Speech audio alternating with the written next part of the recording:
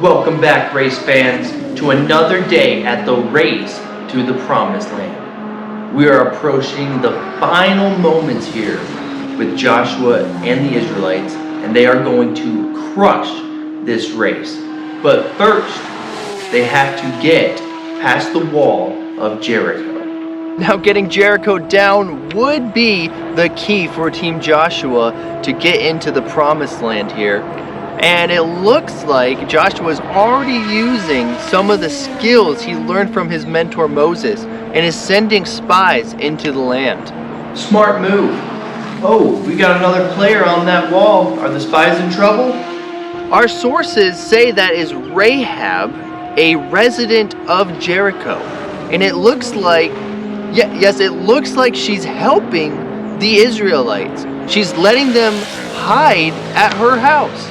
Now that is a risky move. What if somebody finds out? Yikes, Ricky Blaze, it might be too late. Let's read the incident report here in Joshua 2.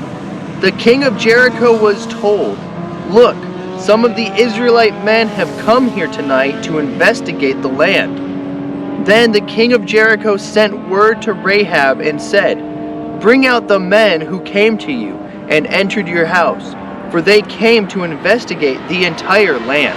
Crash and burn! She's in trouble now! Hold on a minute. She's doing some fast thinking here.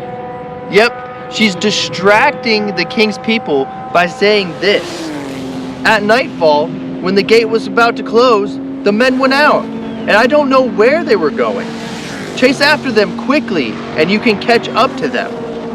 But she had in fact taken them up to the roof and hidden them among the stalks of flag that she had arranged on the roof. That's incredible! The people looking for the spies are going in the completely opposite direction. The spies are safe. Wow, that was a close one.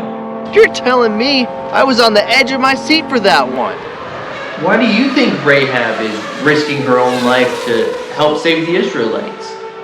Well, it turns out that God's people, the Israelites, have already earned a fierce reputation, even with the people at Jericho.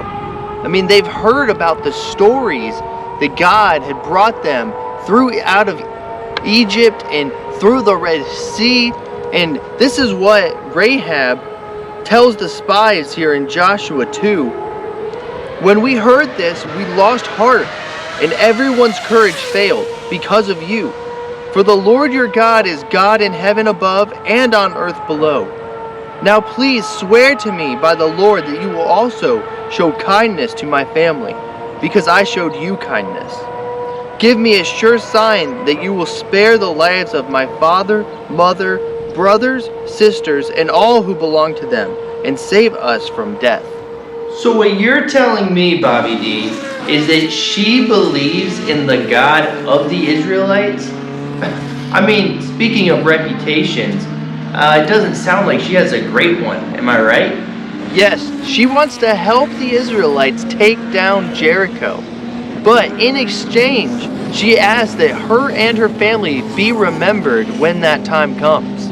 That sounds reasonable to me. Wait, what's happening now? It's the old climb out the window using a rope technique. She has lowered a rope out her window and is letting them escape through the city. But what is that scarlet rope for? Spies are telling her to tie a scarlet rope around her window so that when the people of Israel will come back to Jericho, they will spare her and her family. What an incredibly brave thing to do. I mean, without her help, I don't know what would have happened to the spies of Israel. And so many people didn't think that she could be a hero because of her past and what they thought of her. But she knew before anyone that God was going to deliver Jericho into the hands of the Israelites. That's right. And she chose wisely to be on God's side. And you bet that God's going to honor the promise that she made with the spies to spare her family.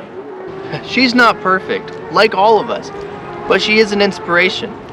I'm going to be keeping a close eye on her to see what happens in this final lap with the Israelites. You and me both. Well, We'll be right back with the final coverage of this race, so stay tuned.